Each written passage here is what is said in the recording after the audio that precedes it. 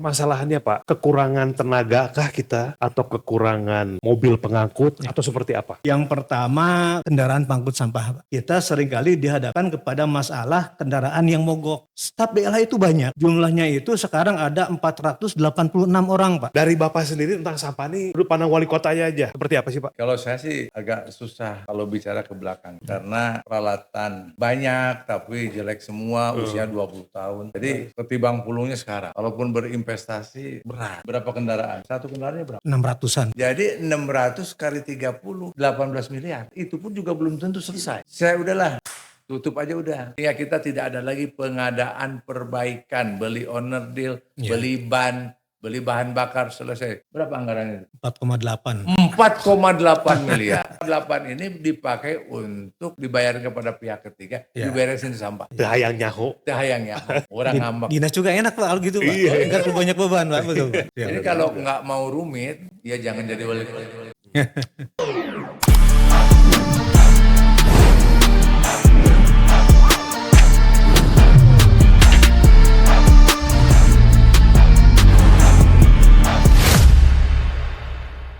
Assalamualaikum warahmatullahi wabarakatuh. Waalaikumsalam. Waalaikumsalam.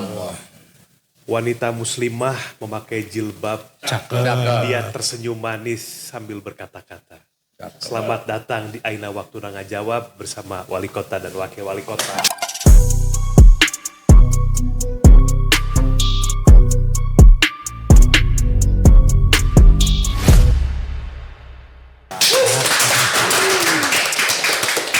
Jadi ada waktunya menjabarkan program, ada waktunya menjawab pertanyaan netizen. Nah, beberapa podcast kali ini kita jawab pertanyaan-pertanyaan dari netizen. Sudah ada Pak Wali Kota, Pak Haji Zaki, atau nuhun Pak. Sudah ada Pak Asep Irawan, nih Kepala Dinas Lingkungan Hidup Kota Sukabumi. Langsung aja. Ini menyangkut Dinas Lingkungan Hidup. Sudah pasti identik dengan kebersihan Pak, lingkungan hidup. Kebersihan di Kota Sukabumi ini ada di Dinas Lingkungan Hidup. Nah, seperti yang kita ketahui, sampah ini kan musuh bersama dan musuh selamanya, betul ya? Apalagi di Kota Sukabumi ini khususnya kita berbicara masalah karakteristik nih Pak. Sebab kenapa saya bicara karakteristik? Ini terang-terangan depan saya banyak sekali masyarakat walaupun tahu ada saya di situ, ada Pak Wali di situ, tidak ada urusan.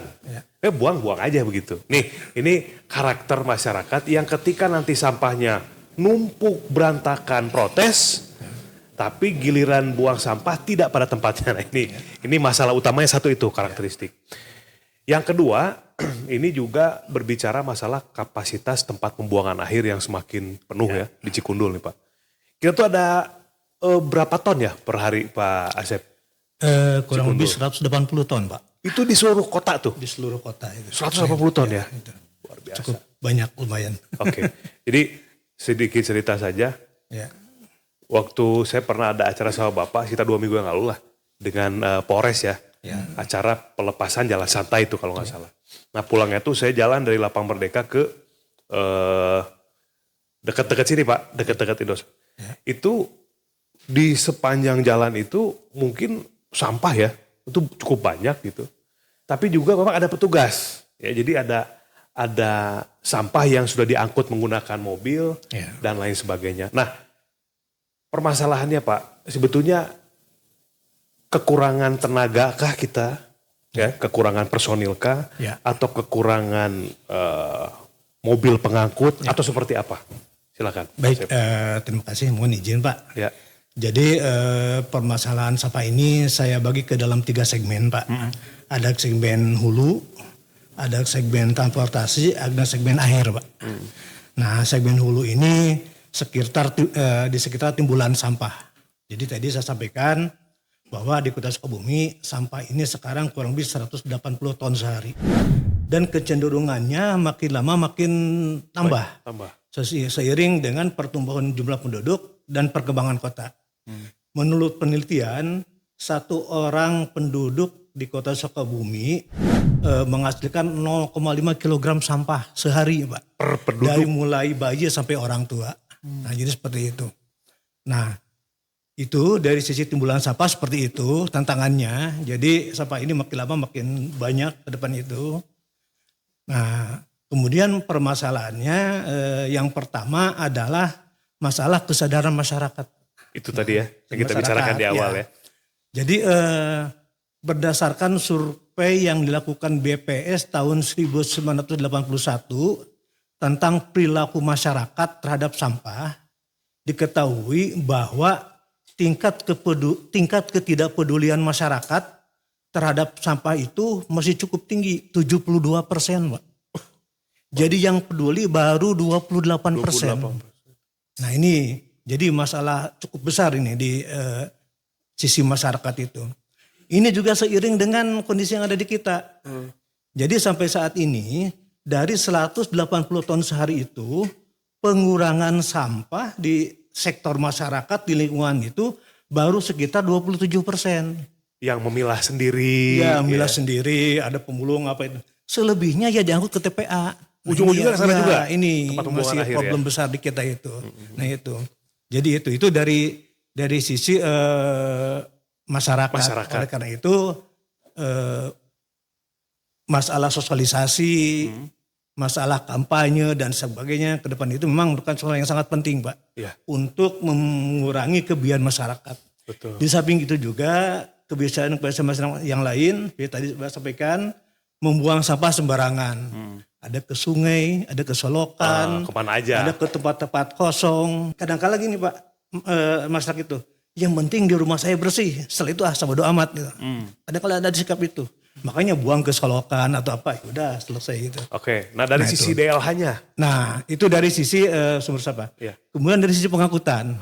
Nah ini juga ada problem. Yang pertama kendaraan pengangkut sampah, Pak. Jadi saat ini kita mempunyai jumlah dump truk kurang lebih 30, Pak. Ya. Dari 30 itu 6 ada Emerald, kemudian pickup ada 6, kemudian Mosam ada 26. 26. Nah, kenyataan yang ada dari kendaraan pengangkut sampah ini 40% itu berusia di atas 20 tahun, Pak. Dan 60% berusia di atas 10 tahun. Nah, makanya kita seringkali dihadapkan kepada masalah kendaraan yang mogok.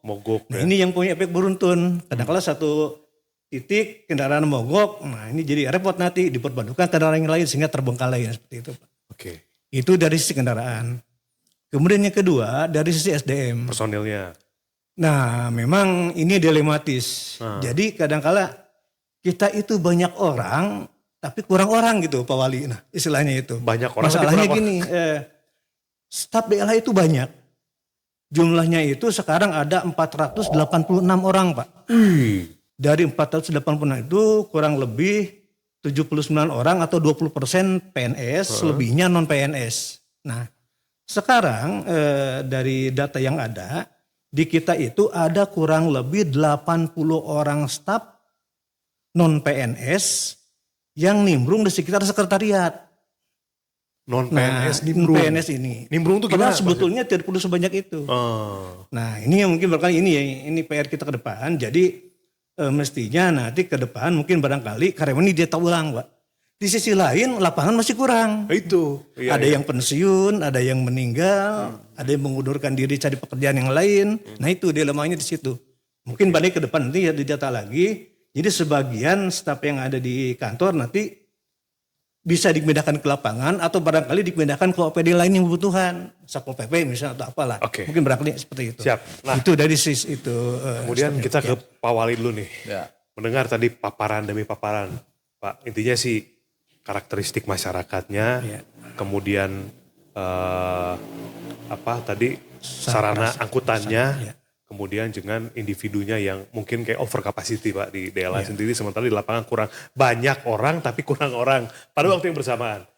Dari Bapak sendiri tentang sampah ini sudut pandang wali kotanya aja secara utuh seperti apa sih, Pak? Ya gini, kalau saya sih kita agak susah kalau bicara ke belakang ya, karena peralatan banyak tapi jelek semua, usia 20 tahun. Ada yang 10 tahun. Jadi ketimbang pulungnya sekarang. kalaupun berinvestasi berat. Berapa ini investasi? Ya, dibutuhkan yang idealnya berapa kendaraan? Yang Jadi gini Pak, enggak 180 ton ini berapa kendaraan? ya, Kalau 10 ton aja satu kendaraan sama dengan 18 ya, kendaraan ya. 18 truk. terus Pak. Gitu kan. Kalau 10 ton kenyataannya berapa? 4 ton sehari atau berapa? 6 ton Pak. 6 ton Sekitar kan. 6 ton, Nah, ya. berarti sekitar 30 kan. 30. Nah, 30. Nah, 30 kendaraan. Satu kendaraannya berapa? Harganya Pak. Harga Kurang truk lah misalkan. lebih 700. 600-an Pak. 600. Iya. Jadi 600 kali 30, 18 miliar. Ya. 18 miliar itu pun juga belum tentu selesai. Ya. Saya udahlah, tutup aja udah. Tutup aja udah. Tutup aja udah.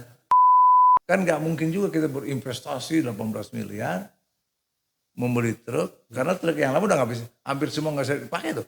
40% ya tadi Pak. Jelek ya? semua, rusak. Sudah. Nah, saya begini Pak Bobi, Ya, anggaran ini kan 80 miliar. Lihat 30 Pak. 30. miliar. Kurang lebih 30. Ya kan? Sehari 82. Akan kita tata ulang lah.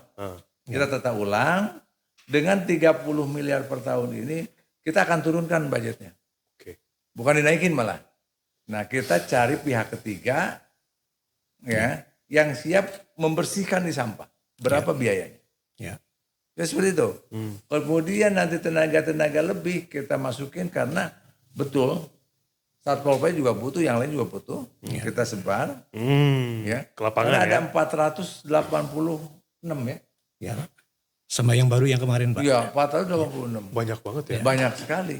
Ya. Nah, kita akan efisiensikan, rampingkan semua. Sehingga siap-siap aja DLH ini akan ada pengalihan. Ya. Ya. Kemudian kita akan tata ulang dari anggaran per hari 82 juta ini, 82 juta ini. 30 miliar Pak. Ya. Berapa persennya untuk kita subkonkan? Ya. Kita subkonkan, ya. Kemudian kita satu tidak perlu ada investasi tadi 18 miliar. Untuk truknya ya, untuk kendaraan. Ya. Itu kan investasi. Iya betul. Belum lagi operasionalnya. Wah ini besar Pak. Bahan bakar, supirnya, gaji karyawan dan lain sebagainya. Ya udah kita lepas saja. Ya kan? Berat sekali. Ini saya yang kayak gini kan cepat-cepat aja lah. Ya. Kita daripada kita berinvestasi 18 miliar, investasi modal bahan bakar, belanja bahan bakar, servis, kemudian driver, supir dan lain sebagainya. Kita cari, kita lihat beberapa bulan ke depan, tapi minta sabar. Itu. Nah, jadi kita akan cari yang lain dan 486 kita susutkan. Ya. Ya, susutkan berapa? Efisiensi Karena nanti ya? akan saya serahkan kepada pihak ketiga yang siap menjadi rekanan Pemkot. Pemkot. Oke. Kita lihat nanti kajian seperti itu Pak. Siap. Nah, yang paling konsen untuk kita setelah penyelesaian masalah sampah oleh tim sapu bersih sampah, masuk ke Pengolahan. tempat pembuangan akhir. TPA ya Pak. Ya. Ya. Kita harus bikin pembakaran sampah. Insenerator. Insinerator. Insinerator. Itu saya sudah punya data dan kita sudah kaji juga. Itu yang bisa dibakar hanya 30%. Ya. 30%-nya lagi itu mungkin barangkal yang memang sampah yang benda padat yang nggak bisa Ya, non organik lah gitu Pak ya. Bukan non-organik. Botol gitu. Ya botol sedikit. Kalau botol kecil sekali paling 5% lah.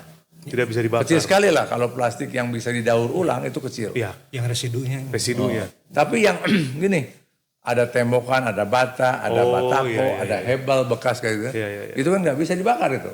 Itu tinggi itu. Kurang lebih bisa tidak. Kemudian organiknya 30%. Nah, jadi nanti di TPA itu kita akan bikin untuk memilah. Tapi itu pun yang bisa dibakar hanya 30%. 30%. Nah, maka kita harus siapin juga tempat pembuangan untuk barangkal-barangkal untuk menimbun. dan bukan membuang untuk mengolah atau membuang sampah organik yang nilainya 30%. 30. Kalau botolnya itu kecil, karena udah diambil oleh pemulung. Betul. Seperti itu. Jadi yang pertama nanti akan merubah sistem tata kelola untuk pungut sampah. Yang kedua kita, nah insya Allah kita akan coba nih, mudah-mudahan kuat di anggaran perubahan ini. Ya, kita pesan 1 instalator ya, plus bangunannya 5x9 aja Pak. Oh iya. Ya, kita bisa coba di situ. Kalau itu kita sukses, maka kita nanti bikin paling tidak ada di 7 kecamatan. Iya, iya. Di 7 Tiap kecamatan ada tuh Pak ya? Ada. Prototipe berarti satu dulu di TPA. Atau nanti di TPA ada bisanya berapa instalator ya. Iya. Kemudian nanti yang lainnya Di tiap kecamatan. tiap kecamatan. Oke. Karena harganya itu kurang lebih sebelum PPN ya plus minus sekitar 1 miliar. Yang ukuran 9 kapasitas per jamnya 1 ton. per jam 1 ton ya. Ya, 1 ton 1 jam. Jadi kalau kerja kita 2 shift sama dengan 16 jam, maka kita bisa 16 ton. 16 ton. Jadi Satu dengan titik, ya, Pak. Satu titik ya 16 ton. Sehingga ya kita bisa 12 titik lah. Atau 10 titik. 10 titik ya.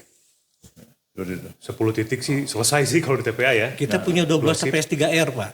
Mungkin pada kali di lokasi TPS 3R itu bisa, Pak. Ada berapa TPS 3 itu? Ada 12, Pak. 12. Ada 12 ya. Ukuran tanahnya berapa? Bervariasi, Pak. Ada yang 100, 150. 9 kali 5, 45 meter pasti bisa ya? Oh cukup, Pak. Leluasa, Pak. Cukup. Nah itu di situ aja tuh Pak ya? Ya dengan Di 100 TPS meter 3R. persegi itu bisa. Bisa. Ya. Jadi karena itu udah di situ kemudian nanti jatuh diborongkan aja lah kepada ini 1 kilogramnya sekian. Ya kan? Ya. Jadi nanti anggaran yang 30 ini kita lihat ini untuk menyelesaikan sampah di lapangan berapa, untuk membersihkan sampah berapa. Nah, nanti Untuk pengolahannya kita lihat juga ya, kita berapa lihat. per kilonya. Nggak apa-apa, Dari situ anggarannya. agak membengkak juga tapi selesai masalahnya. Jelas ya. Jelas. Jadinya. Cuman saya nggak, tenaganya teman-teman nih, ya, yang di EDLH sekarang, ya saya sampaikan aja, siap-siap dirotasi. Ya, tidak, karena iya. nggak bisa saya investasi lagi. Ya. Ya. Nggak bisa investasi Memang harus ke konklusi sih sekarang tuh Iya. sebetulnya dari semua yang berantakan di pinggir jalan, di TPA-nya banyak. Aduh, kita juga sebetulnya udah melakukan beberapa pertemuan ya, Pak Asep ya Pak. Betul. Dengan pihak Jepang tuh berapa kali itu? Untuk sampah saya sendiri yang tanganin. Artinya saya monitor terus. Oke siap. Pokoknya kerjaan susah-susah di kota biar saya Siap. ya. Ya, Yang lain ikutin aja. SKPD ikut aja lah. Oke siap. Ya, itu. Tadi kan ke lapangan. Nah, itu saya marah-marah itu. Alhamdulillah sekarang PUTR udah ngikutin. Keren. Udah ngikutin wali kota. Jadi jangan wali kota ngikutin PUTR. PUTR ngikutin wali kota. DLH ikut saya. Udah keren drainasenya Pak ya, pakai yudik, udah pakai ini. Lihat airnya, woi keluarnya keren, nggak ada hambatan. Ini semua demi Jadi si kepentingan air itu ya. tidak limpah ke Ke jalan. Ya. Udah bagus. Jadi satu-satu dibenahi nih, termasuk juga masalah sampah. Kemudian Pak, itu kemarin kita lihat juga tuh di Taman Asri Pak ya? Yang di Ciaul ya itu ya? Ciaul apa Ciberem sih Taman Asri itu? Jauh, Pak. Ciaul pasirnya? Ciaul pasir, ya. Ciaul Pasir. Ciaul pasir. Iya. Itu sudah Dekat melakukan kantor kita yang di atas. Nah, Pemilahan yang di tuh. situ ini satu. Bagus tuh. Instalator satu di situ. Ya. Nah, ini kan dimasukin ke ini yang tidak lagi bisa dipilah. Kan di situ dipilah plastiknya, yang kardusnya, ya kan.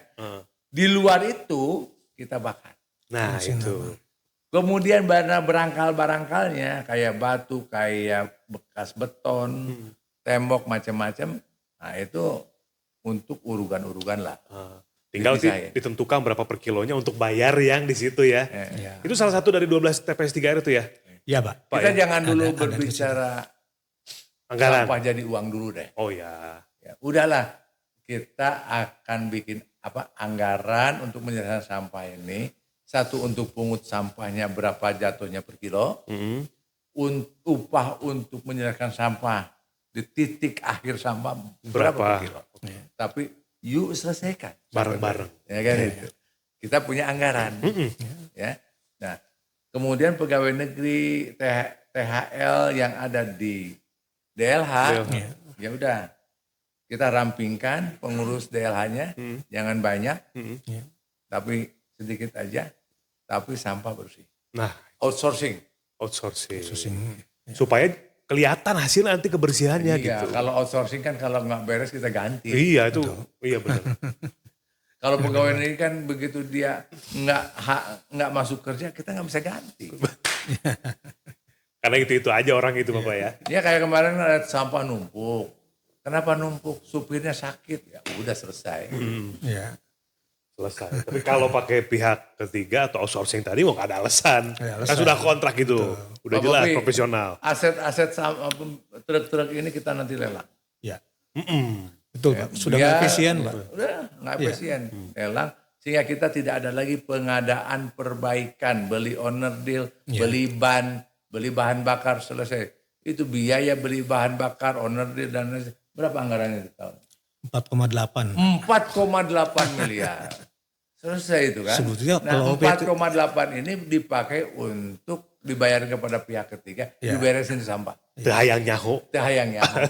Orang ngambek. Dinas juga enak Pak kalau gitu Pak. Enggak terlalu banyak beban Pak. Betul. Biar Bisa begitu Pak. ikutin wali kota aja lah. Iya. Ya. Iya. Jadi gitu ya. Jadi kalau nggak mau rumit, ya jangan jadi wali kota. Ya Pak. Tapi kritiklah sesuai data. Betul. Jangan kritiknya nyinyir. Nah itu. Ya. Kalau nyinyir kan, apalagi kritiknya imajiner. Ya. Apa namanya, asumsi-asumsi. Kan Kritik yang dibumbui prasangka gitu ya. jangan ada prasangka. Yang ada prasangka di antara kita. Oke. Pak, ini kalau di Bandung kan udah baru mulai nih di pasar ya. Ada pengolahan sampah dan lain sebagainya. Walaupun itu udah dari pemerintahan yang lama Itu Pak. tanya nanti investasinya berapa. Investasinya berapa? Setelah investasinya berapa, tanya operasionalnya berapa sehari. Berapa? Itu bisa tuh Pak. Kota Bandung tuh, Ya. udah mulai Kita tuh. lihat nanti. Heeh. Ini penting seperti di Kota Bandung, tanya investasinya berapa. Iya.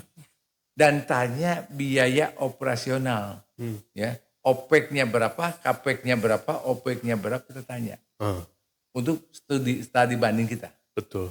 Ya, kalau kita kan nanti banyaknya di OPEC, bukan CAPEX. Kapek. Kayak gitu. Ya. Jadi mungkin kalau Baraya nih sekarang ada yang sambil nonton sambil komentar, tuh kenapa nggak ke kementerian? Ya kan? Ada tuh pengolahan sampah yang diolah menjadi briket. Udah ya Pak Asep ya, cuma lama. Iya. Ini volumenya. Volumenya ini kan karena sampah kita tuh, Iya. ini sekian persen yang bisa dipakai itu. Betul Ya Pak. saya katakan dibagi tiga, sepertiga. Iya. Makanya dari kementerian juga udah berapa kali kan Pak Asep ya menemui. Tapi lama. Ini nggak datang-datang mesinnya Pak. Itu kenapa sih Pak? Kita udah 1,5 tahun Pak itu Pak jalan itu. 1,5 tahun ya? Menyiapkan persyaratannya itu.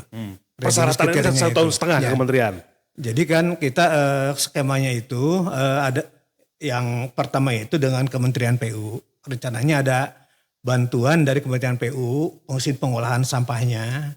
Kemudian nanti dihibahkan ke kita. Kita yang operasionalkannya. Dan untuk persiapan itu kita sudah melaksanakan MOU dengan PT SCG Pak. Sebagai off-takernya itu. Ya, off-taker.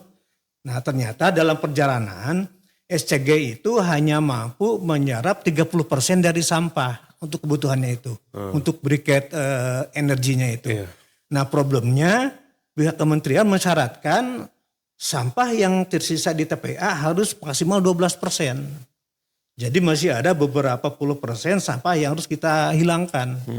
Nah kita kemarin mencoba juga mencari off-taker yang lain yang terkait dengan organik yang sisanya itu Pak. Ya. Kita sudah coba berdiskusi dengan Dinas Pertanian, misalnya untuk maggot, untuk kompos dan sebagainya. Nah itu sudah kita diskusi tentang itu. Tapi dari rapat terakhir yang kita laksanakan di Bandung, ternyata kita itu diagendakan dapat anggaran tahun 2027, Pak. Jadi sepertinya taruh kelamaan. Sedangkan di 2026 TPA kita Nah, di kayaknya sisi udah nggak ada lain, tempat lagi tuh buat kondisi buang TPA sampah. kita umurnya itu kurang lebih 1 tahun lagi. Iya. Ini harus Nah itu. Cepat. anggaran perubahan sekarang sudah action. Iya betul Iya. Pak. Ini perubahan ya Agustus ya? Kita harus action. Secepatnya kita action. Ya, karena kita nggak bisa nunggu-nunggu. Iya. Nggak bisa nunggu-nunggu. Betul, Pak. Kemudian begini, saya ini bikin mesin sampah sejak tahun 2000. Mesin sampah. Oh, Iya. Itu yang bisa diolah sampah. Aduh, kecilnya minta ampun deh. Yang saya bikin itu. itu pengolahannya mesin cacatnya Pak atau Iya, gimana Pak? jadi yang bisa diolah hanya organik yang saya buat itu. Dan itu 10%. Jadi 90% tetap aja. Iya, betul. Sehingga kurang dianggap. Kemudian maggot. Terlalu banyak bahan baku kita. Untuk maggot terlalu banyak. Jadi paling juga kalau pakai maggot 1%, 1-2% itu bisa dipakai untuk maggot. Jadi kalau 1% dari 180 ton, cuma 180 kilo. Sehari 180 kilo untuk Maggot. ya. Iya. Atau 1,8 ton, Pak. 1,8 ton. 1,8 ton. Nah bayangin 1,8 ton. Itu 1% ya. Iya. 1% 1,8 ton. Mampus kita susah. Mau bikin maggot. Tiap hari itu, Pak. Tiap hari. Paling kan 50 kilo, 100 kilo itu Iya, baru bisa. Untuk maggot. Wah ini 180 ton.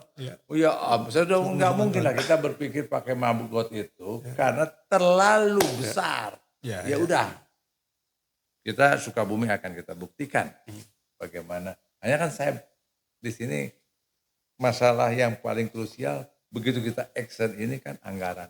Tuh. Anggaran yang konsisten. Nah, maka kalau masalahnya nanti di anggaran, ini yang akan membuat kita terjadi satu keterlambatan. Karena anggaran ya. Karena anggaran. Nanti kita lihat berapa sih anggaran di pihak ketiga kan untuk pungut sampah. Berapa anggaran di pihak ketiga kan untuk pembakaran sampah. Pembakaran ya. Tapi berarti sambil jalan juga, kalau nanti mungkin dari beberapa investor yang sudah kita temui, tiba-tiba ready nih, nah kita tinggal masukin aja itu Pak ya, tinggal adaptasi, menyesuaikan yang mana yang nanti kita udah berjalan duluan, yang mana pihak investor masuk di mana, positioningnya seperti itu. Kalau kita udah jalan duluan. Ya gini, kan ada tadi 12 titik. Nah, Kita uji coba 1 titik dulu. 1 titik dulu, Investor serahin aja ke 11 titik. masukin ke situ. Iya. Ya kita lihat aja. Dan kita juga ngerjain sendiri ya nggak belum tentu. Iya, Karena kota ini kan sistem anggaran. betul. Beda dengan swasta. Kalau swasta nggak bicara sistem anggaran 2026 dibahas sekarang, 2000 itu susah. Kita udah ketimbun sampah duluan. Banding realisasi kan begitu. Iya. Nah saya juga sekarang punya solusi-solusi. Tapi solusi ini harus dibahas dulu di badan anggaran kita. Iya, Ya. Ada nggak uangnya? Nggak ada, macet lagi. Ya, seperti itu. Bismillah lah nanti kita. Sebetulnya Pak, solusi Pak Wali itu efisien sekali Pak. Kalau sampah itu habis di lingkungan, itu mengurangi biaya transportasi. Oh iya jelas. Di Banyumas yang kemarin kita lihat ke sana, yang salah satu yang cukup bagus, memang sampah itu habis di lingkungan. Di TPA Jadi 3R tidak perlu itu ya? lagi TPA di sana itu. Nah itu luar biasa Pak. Ya, kita coba itu. Iya. Iya luar Kita biasa. coba, kita bikin insinerator ya. Ya insenerator. Insinerator kita buat 1 ya. Yang harga 1 miliaran lah. Kita buat.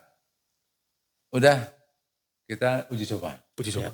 Oke. Uji coba di mana dulu gitu loh. Ya nanti Coba kita dulu. lihat Pak. Ya. Bikin bangunannya 9 kali 5. 9 kali. Ya.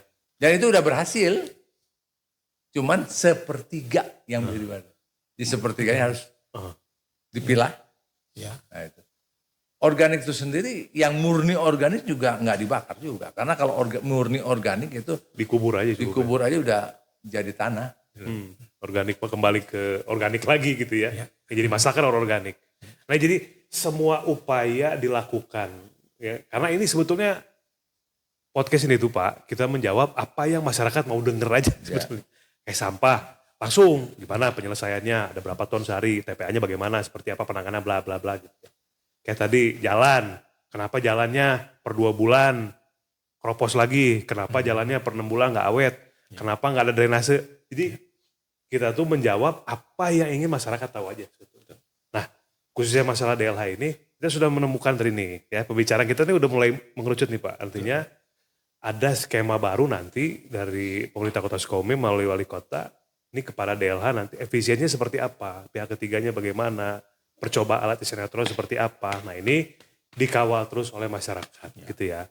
Kemudian mungkin terakhir nih Pak Asep, karena kita udah ketemu lah nih ya, solusinya seperti itu. Kemudian untuk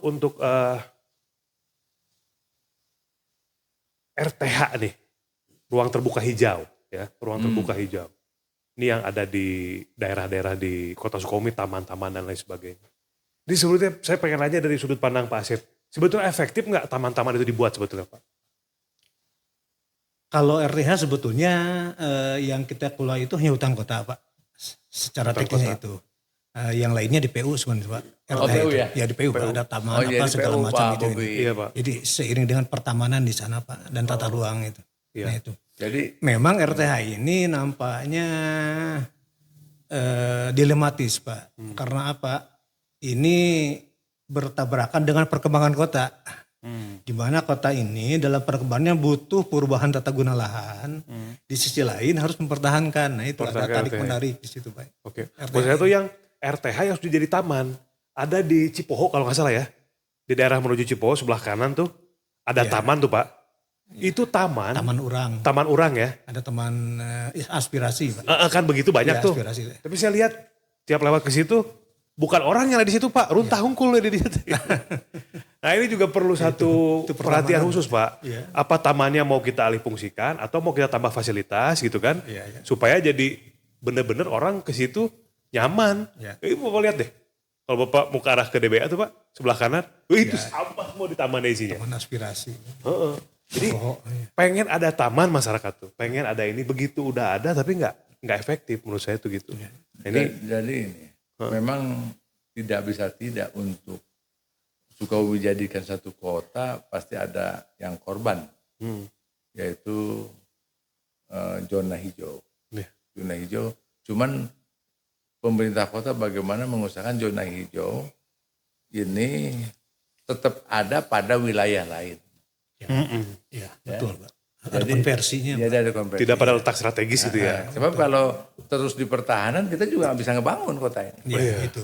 Yang namanya kota ya harus jadi kota gitu ya. Betul. Nah maka ini yang harus kita diskusikan nanti untuk merubah RT RW kita. Kemudian seperti RTH ruang terbuka hijau. Ya, di satu kawasan ya. Nanti kita apakah di dalam satu kawasan umpamanya satu kawasan 2 hektar ya. RTH-nya umpamanya 40%. Berarti kan 40 sekitar 8.000 meter. Nah 8.000 meter itu untuk kepentingan RTH. Ya, ruang Terbuka hijau. terbuka hijau. Di situ Ya. dibuatkan sehingga pabrik itu atau kawasan itu menjadi kawasan yang bersih karena ada hutannya Ya. sekitar 8.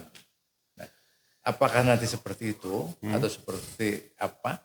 Tetap di dalam kawasan ada sawah juga, seperti itu dipertahankan. Ya. Nah, itu yang akan kita diskusikan nanti. Oke. Tapi kalau nanti kita maju juga tidak, merubah juga tidak.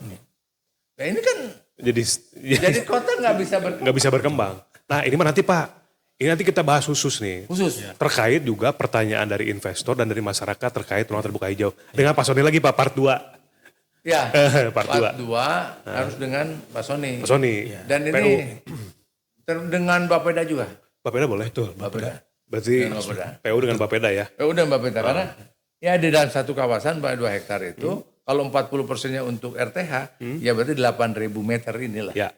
8.000 meter benar-benar dipakai untuk kepentingan hutan kota. Oke. Nah sekarang Pak dari Pak Wali dulu nih, kasih tahu Pak masyarakat Pak. Kalau Bapak yang bicarakan beda lah gitu. kasih tahu masyarakat bagaimana cara Bapak meraih masyarakat nih supaya mau buang sampah ke tempatnya itu dulu deh Pak. Saya nanti kasih hadiah. Kita tapi teknis seperti apa? Jadi siapa yang pengumpul sampah terbanyak ya di lingkungan masing-masing ya ada hadiah, ada sayembara. RT RW itu ya. Ya, RT RW supaya dan saya akan panggil semua RT dan RW Pak Lurah untuk saya panggil sengaja nanti ke Balai Kota untuk giat kebersihan.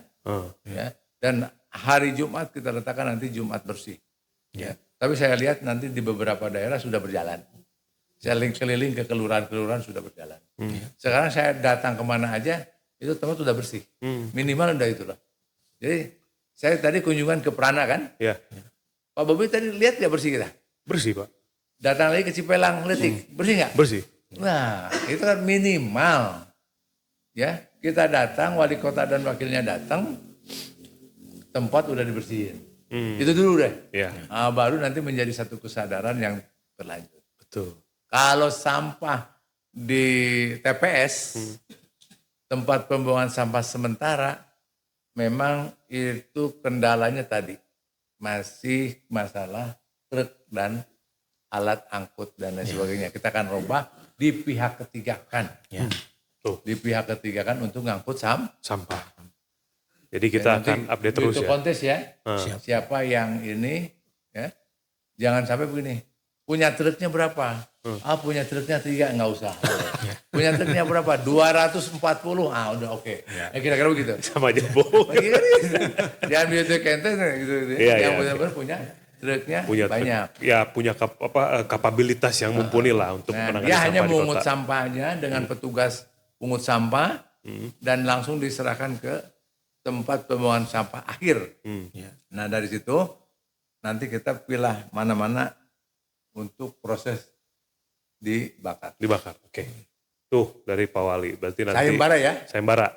Akan ada, mungkin nanti kita kumpulin kalau RW kebanyakan lurahnya kali Pak ya? Enggak. RW-nya langsung? Lurah. Bagi ini? Per RW 80. Enggak apa-apa Pak. Iya. Biar 300. saya bicara lah. Ya, enggak apa-apa.